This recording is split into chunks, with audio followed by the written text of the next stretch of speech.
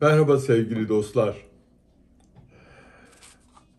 Bugün yine akletme, mantık, akıl yürütme konularını konuşmak istiyorum.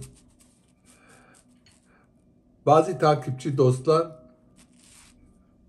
neden bu işe bu kadar yoğunlaşıyorsun diyorlar. Çünkü biz sizden Kur'an'la ilgili bazı ayet açıklamaları bekliyorduk diyorlar. Ancak o Kur'an açıklamalarının anlamlı ve hayata dönük boyutunu kavrayabilmek için ve açıklamaları bir hakkın anlayabilmek için akıl yürütme tekniklerine hakim olmamız lazım.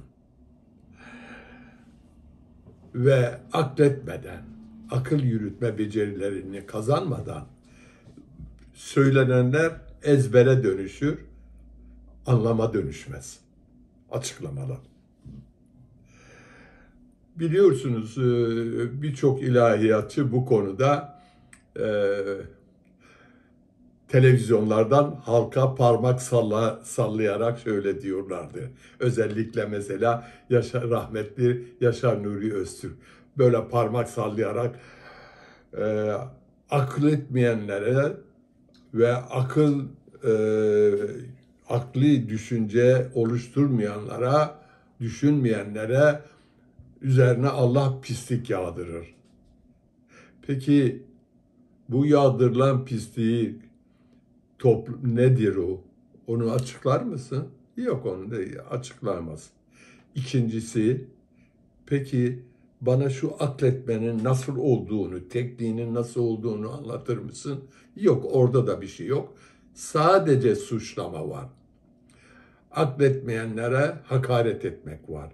Tamam da ben akletmeyi bilmiyorum. Niye hakaret ediyorsun? Bana akletmeyi öğretsene. Madem o kadar çok biliyorsun. Hani,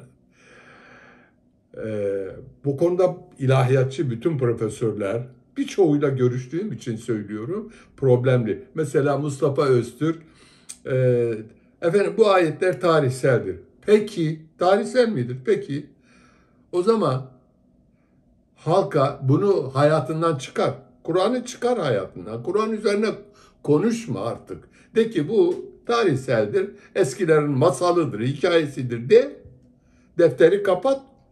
Para kazanmak için İlahiyat Fakültesi'nde ben inanmıyorum ama ders veriyorum. Böyle çok var zaten.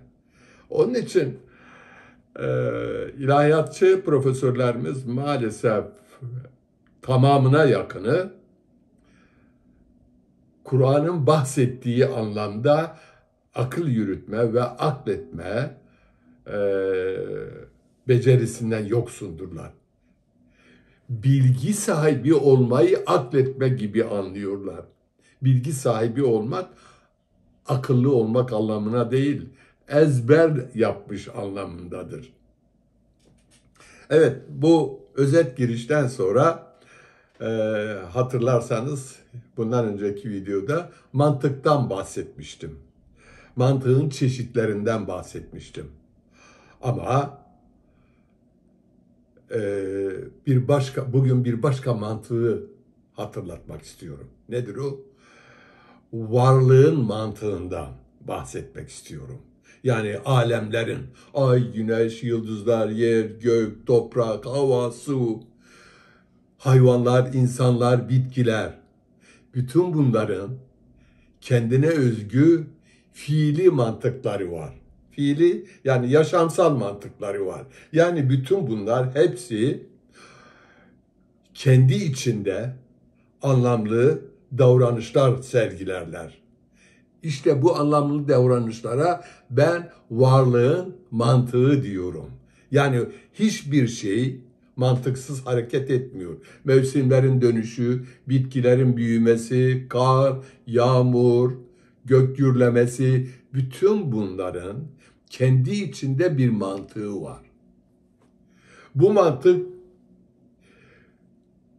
öyle diyeyim, mantıkların babası. Bütün mantığın kaynağı insanlığın. Yani Aristo'nun da, Kur'an'ın da, vahyinde, biliminde mantığı varlığın fiili mantığıdır.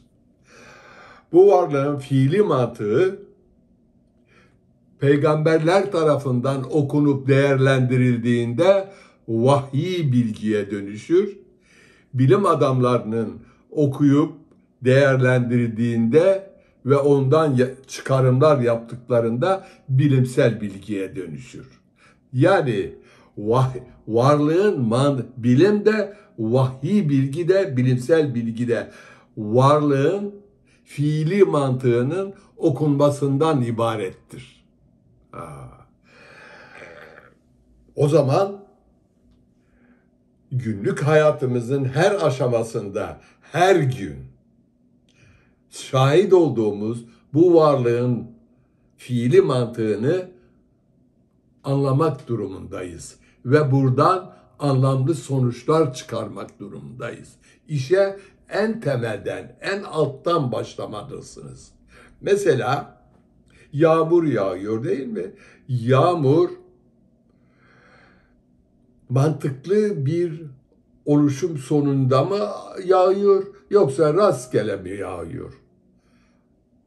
Rastgele olmadığını bilim dünyası çok iyi anlatmış bize. Yağmurun yağması için havanın şu seviyede olması lazım, rüzgarın böyle olması lazım, bulutların böyle olması lazım. Bir sürü şart vardır.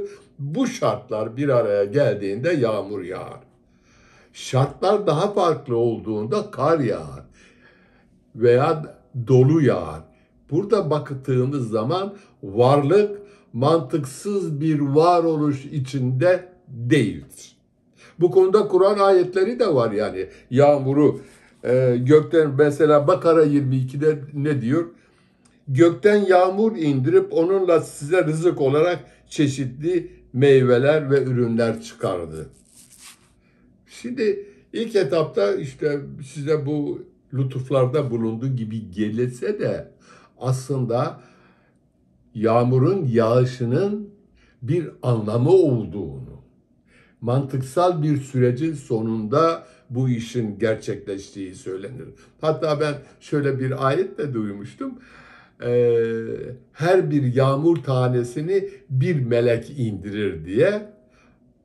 Bu tuhaf mıdır? Hayır. Yani her yağmur tanesinin bile düşüşünün bir kendi içinde bir gücün, bir fiilin gerektiğini anlatıyor. Yağmurun yağması varlıktaki fiili mantığa bir örnektir. Bu bir örnektir. Bunu iyi anlamak lazım. Yoksa aslında Kur'an'a şöyle bir soru yöneltebilirsiniz. Dersiniz ki ne yani yağmurun yağışı Kur'an mesajından önce de biliniyordu ve onun yağmasıyla bitkilerin gelişeceği biliniyordu.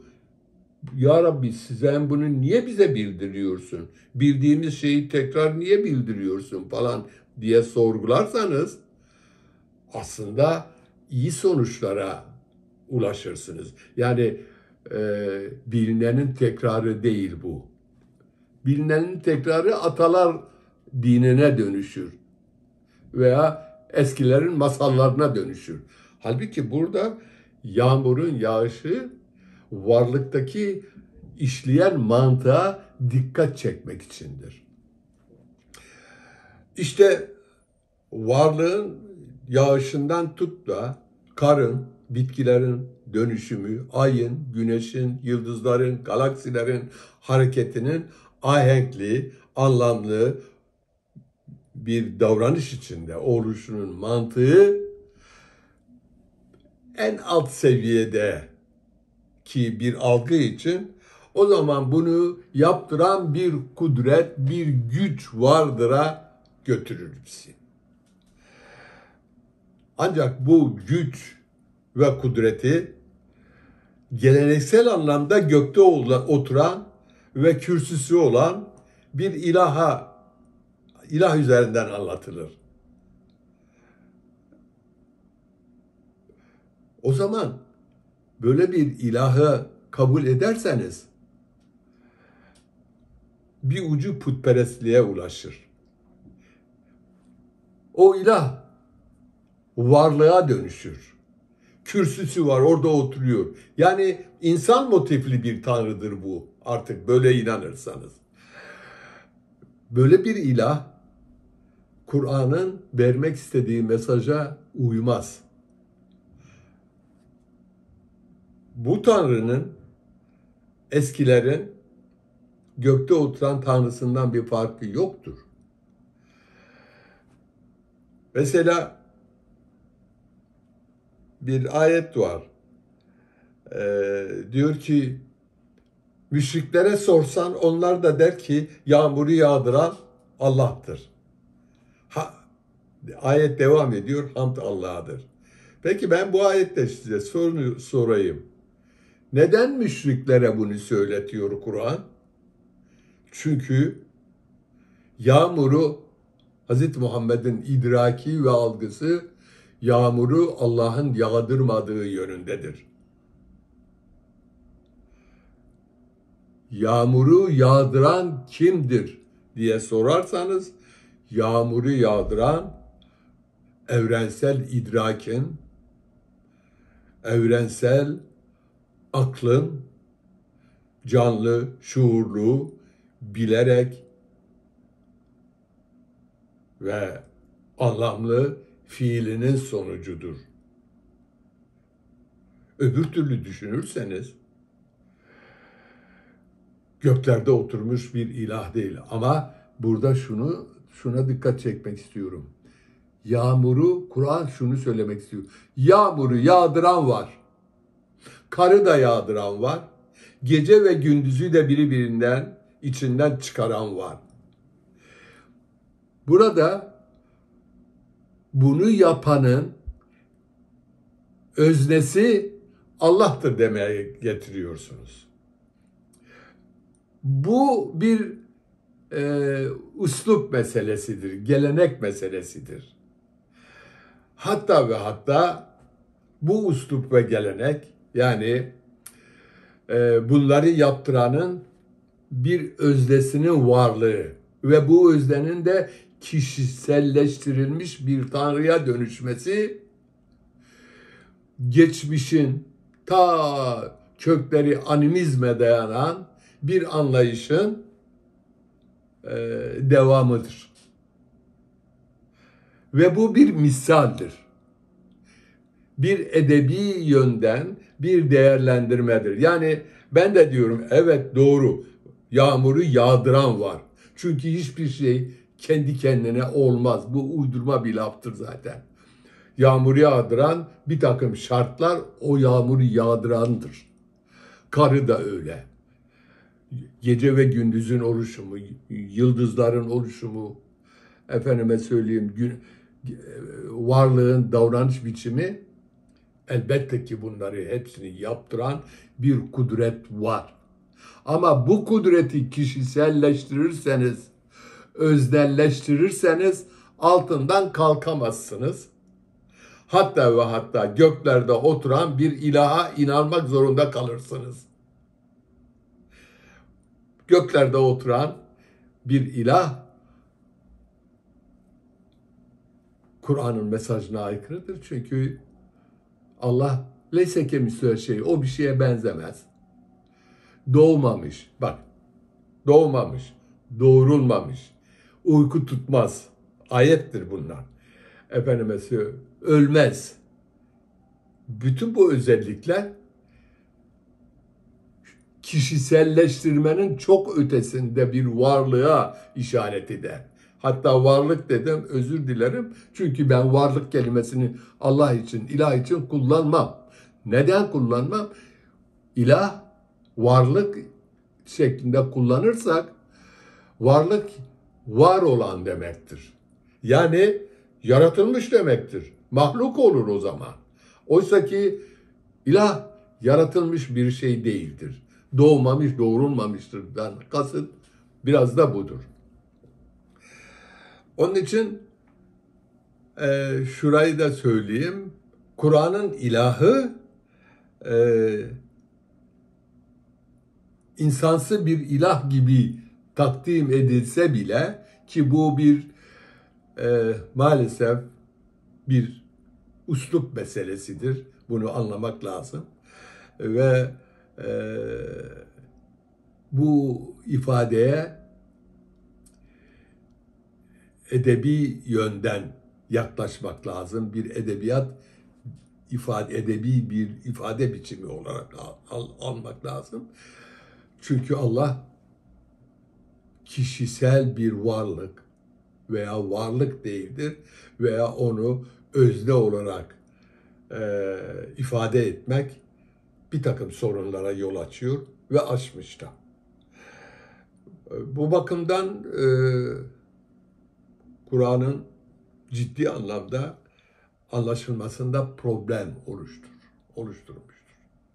Evet, bu varlığın mantığından biraz söz ettik dedim. Fiili mantığından. Bunun batıdaki karşılığına bir bakalım. Nedir o? Mesela Alman filozof Friedrich Engels.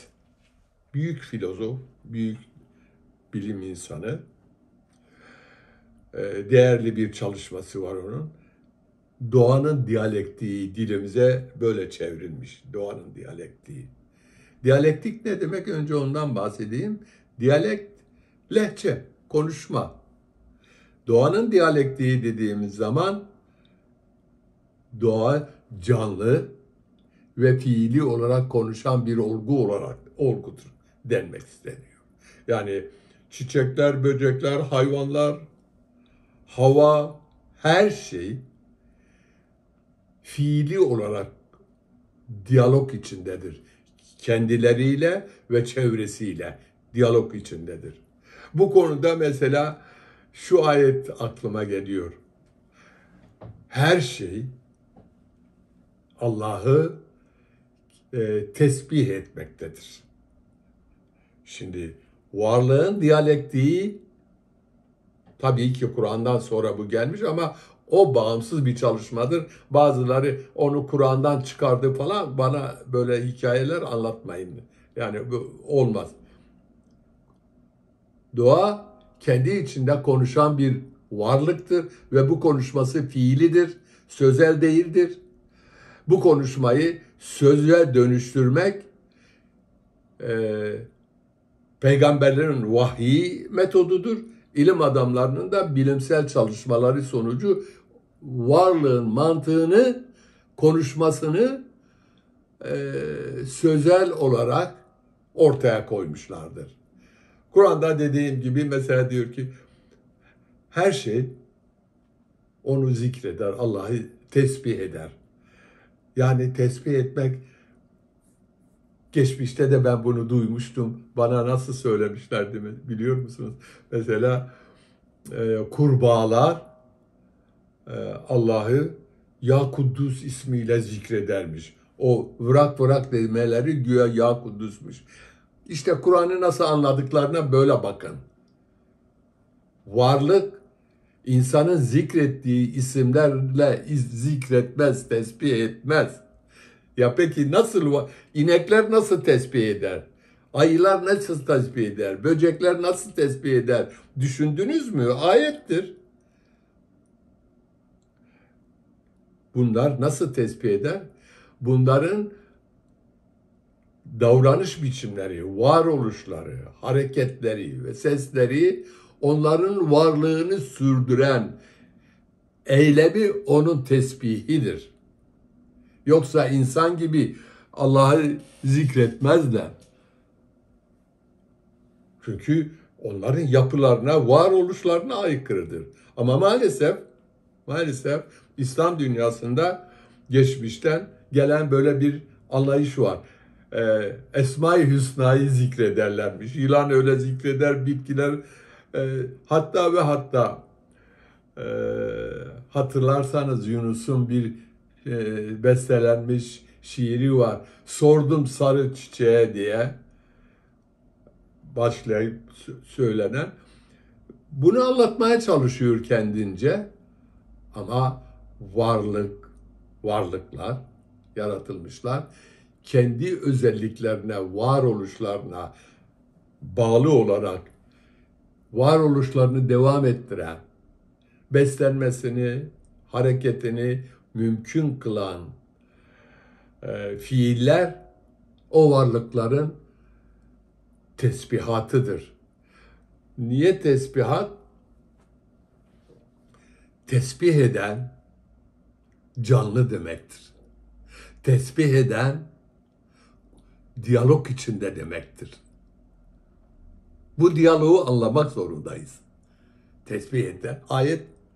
Onun için bakın Engels'in doğanın diyalektiğiyle Kur'an'ın her şey onu zikretmektedir, tesbih etmektedir sözünü arasındaki yakınlığa dikkat çekmek istedim. Niye bu yakınlığı kurmak istiyorum? Batı, Kur'an'ın öngördüğü akıl yürütme tekniklerini Kur'an'a bakmadan onlar da kendi deneyimleri üzerinden bulmuşlar. Ve o bulgularıyla Batı son 200 yılda Müslümanlara büyük fark attı. Niye? O kadar mantık, akıl yürütme falan onun için bahsediyorum. Çünkü akletmeyi, akıl yürütmeyi, muhakeme etmeyi, anlamlı sonuçlar çıkarmayı başardıkları için bu farkı atmışlardır. Biz ise hala aklı küçümseyen bazı Müslüman çevreler için diyorum, imanın akıldan üstün olduğunu söylemeye çalışan bir dünyada yaşıyoruz. Eğer akletmiyorsansa inandığın kör bir inançtır. Bunun tam tersi de iman etmiyorsansa yürüttüğün akıl da kör bir akıldır. O zaman akletme ve iman etme birbirinden bağımsız, ele alınamaz. İkisi birini üreten, birbirine dönüşen bir olgu olarak düşünmek zorundayız. Aklı olmayanın dini yoktur biliyorsunuz. Yani dini yoktur dediğim sorumluluğu, dini bir sorumluluk taşımaz. O zaman akletmenin önemi çok belirleyici oluyor. Şimdi bakın o ayet İsra 44'tür. 7 gök, yer ve bunlarda bulunanlar onu tesbih eder. Söylediğim ayet buydu. Haşr 1'de ise göklerde ve yerde olanların hepsi Allah'ı tesbih etmektedir. O üstündür, hikmet sahibidir. Sevgili dostlar, aklın, ilimin ve vahyin birbirini destekleyen bir olgu olduğunu ve her birisinin temelinde doğanın yaşayan mantığının, fiili mantığının veya fiili aklının ürünü olduğunu iyice anlamamız lazım. Bu konuda Alman filozof Hegel'in bir sözü var diyor. Özne ile nesne özdeştirler. Bunlar tarihsel süreçlerinde yerini almasını ve bir bütünlük içinde olmasını savunmuştur idealizm. Şimdi varlık algıyla algılanan arasında bir bütünlük vardır. Bu bütünlüğü, algıyla algılanan arasında bütünlüğü kavrayamazsak, evren hakkında ve varlığın davranışları hakkında tutarlı bir kanaate sahip olamayız. Varlığın tutarlı bir şekilde kavrayamazsak vahyi anlayamayız. Çünkü vahiy varlığın okunmasının sonucu olarak ortaya çıkmıştır. Göklerden falan gelmemiştir. Semadan gelmemiştir. Bunu lütfen iyice benimseyin. Göklerden gelmemiştir. Göklerden gelirse göklerde oturan bir Tanrı vardır ve o Tanrı mektup yazıyor adeta. Hala bunu tartışıyorsunuz. Tartışıyorsak eğer işimiz çok zor. Göklerden gelen bir mesaj yok. Göklerde hadi şöyle bir bu derece bir bilinmezlik ya. Vahiy alanın varlık okuması olduğunu ama sen bilmeyebilirsin. Nereden olduğunu bilmeyebilirsin ama varlığın okuması olduğunu bilirsense hiç olmazsa onu taklit ederek varlığı ticarette, sanayide, ilimde, her şeyde varlığı değerlendirip yeni sonuçlar, doğru sonuçlar ortaya çıkarabilirsin. Ama vahyin varlık okuması olduğunu bilmezsense bir sır olur. Göklerden gelen bir sır olur. Anlamsız anlayamayız biz zaten. Peygamber anlar. O kadar. Başka bir şeye yaramaz. Hatta arının bal yapmasını, arıya bal yapmasını vahyettik sözü bile Kur'an vahyini tanımlaması bakımından çok önemlidir. Yani peygamber bu ayetle bize şöyle sesleniyor.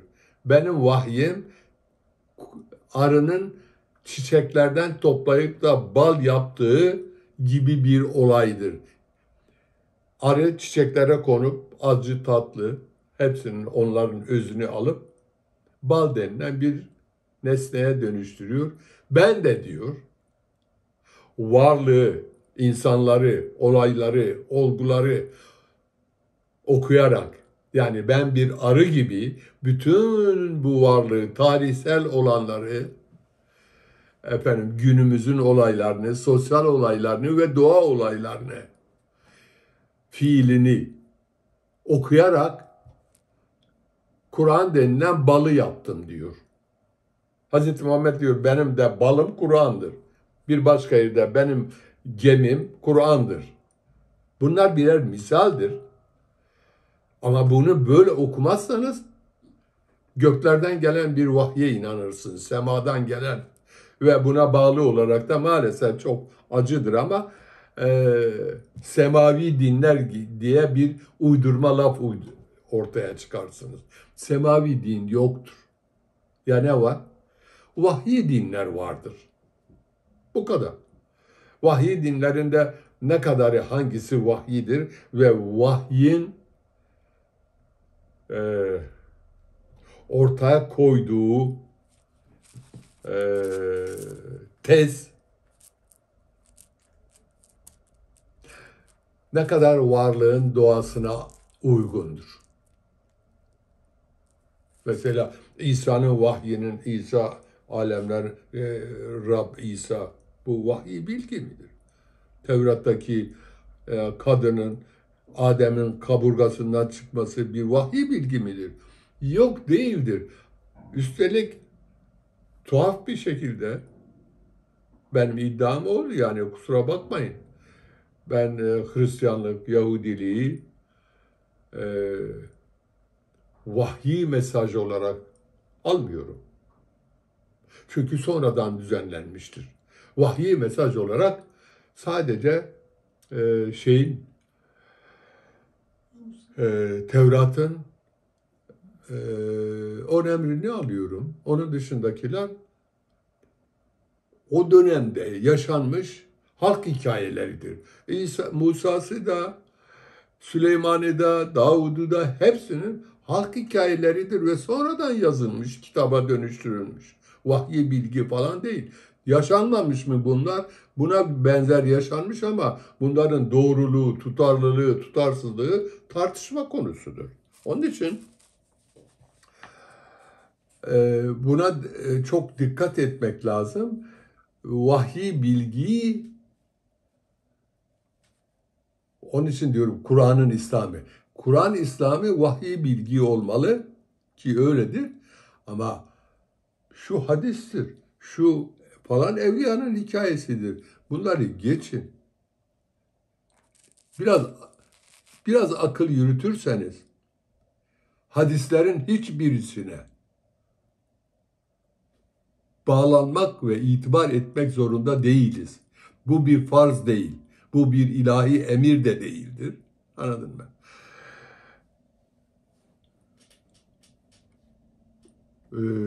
Hadisler Hazreti Muhammed'in beşeri haldeyken, algı dünyasında yaşarken, aramızda insan gibi yaşarken ilah olmuyor onu. Yani vahiy halinin dışında dediğim zaman. Yaşarken söylediği sözler yani hepsi Arap kültür yaşam biçimini anlatır. Doğru bile olsa günümüze hitap etmez. Arap yaşam biçimini ve Arap kültürünü anlatır ki bu bizi bağlamaz. Zaten uyamayız zaten. 1500 yıl önceki bir kültür, ayeti kastetmiyorum, ayet dışında tutuyorum. Hadisler bir kültürdür, bir Arap kültürüdür ve bu Arap kültürünü benimsemek zorunda değiliz. Hiçbirimiz, hiç kimse.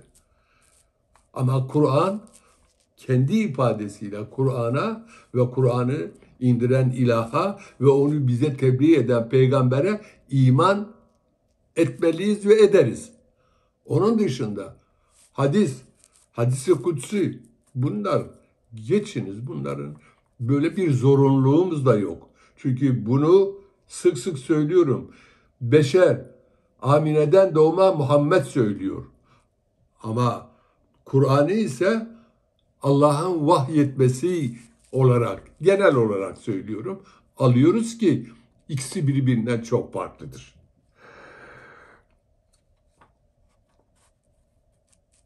Bu biraz uzuyor ama bir şey daha söyleyeceğim. Bu söylediklerimle bağlantılıdır çünkü. Mesela sık sık Kur'an'da geçer.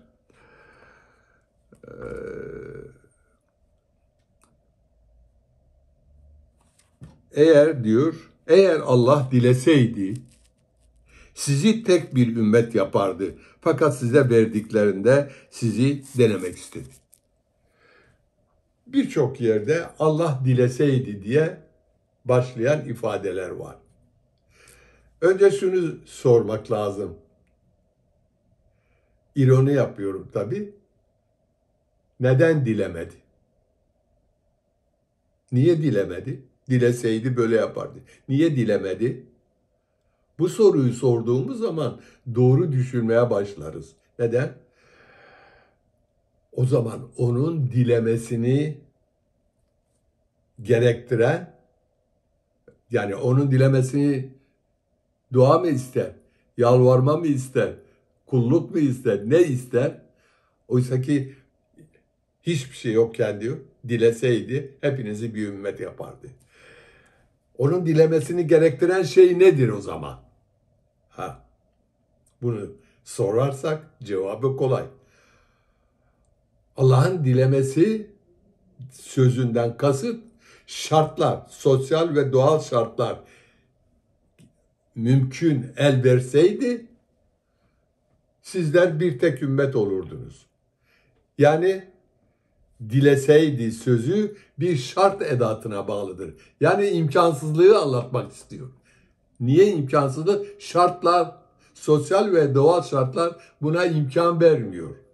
Çünkü Afrika'da yaşayanla Suudi Arabistan'da, bugünkü Suudi Arabistan'da veyahut da Sibirya'da yaşayanlar farklı yaşam koşullarından farklı kültürler ve farklı inanışlar oluşturmuşlardır. Bu farklılık, yani coğrafi farklılık farklı yaşam biçimi yaratıyor ve bir tek ümmet oluşmaz. Bu doğal bir süreçtir.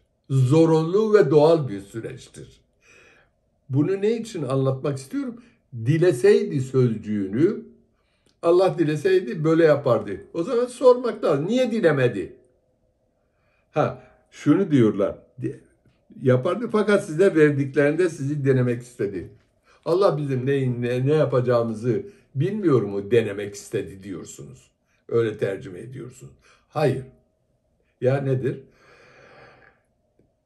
Bu farklı coğrafyalarda farklı kültürler ve buna bağlı olarak farklı kavimler, milletler ortaya çıkıyor. Zaten bir ayette var. Sizi farklı milletler olarak var ettim, beni bilesiniz diye. Bu bir zorunluluk. Neyin zorunluluğu? Coğrafi şartların zorunluluğu. Çünkü farklı coğrafyalar, farklı yaşam biçimleri ve dolayısıyla farklı kültürlere dönüşüyor ve farklı ümmetler adına sonradan da e, İngiliz, Fransız, Türk, Abaza, Çerkes, Arnavut gibi ırklar varmış gibi söylenmiş. Bunlar da uydurma laflardır zaten.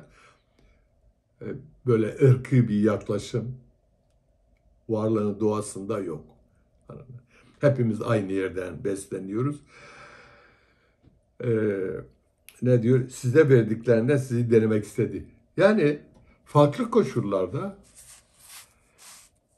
neler oluşturabileceğimiz hayata karşı bir sorumluluğumuzdur. Hayat bizi deniyor, hayat. Sibirya'da yaşadığımız zaman hayat bizi neyimizi deniyor? Bizim bir şeyimizi denemiyor. Fiili olarak biz öyle algılıyoruz. Allah için denemek söz konusu değil. Biz imtihan da öyle. Allah için imtihan değil. Ben diyorum ki Allah beni imtihan ediyor. Yani imtihan nedir? Ben şu işi şöyle yapabiliyor muyum, yapamıyor muyum? Kendimi sınava çekiyorum. Her gün hepimiz bunu yapıyoruz. Allah kimseyi imtihan etmez.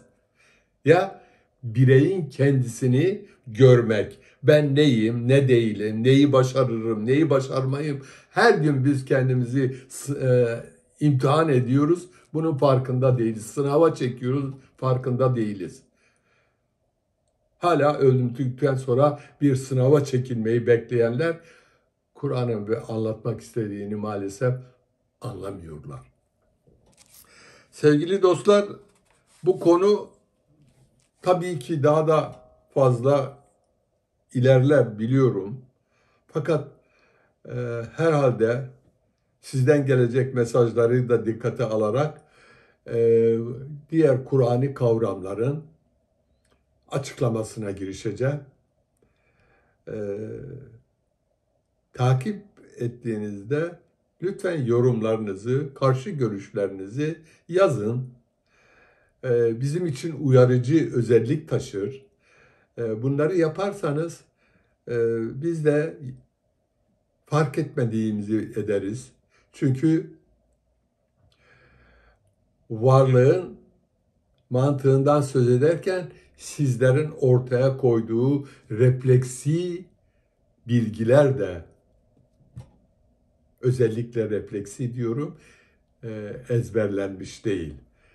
Değerli bulduğum için refleksi bilgiler de ufuk açıcı olabilir ve onları değerlendirip yeni bir anlayışa kapı aralayabilir.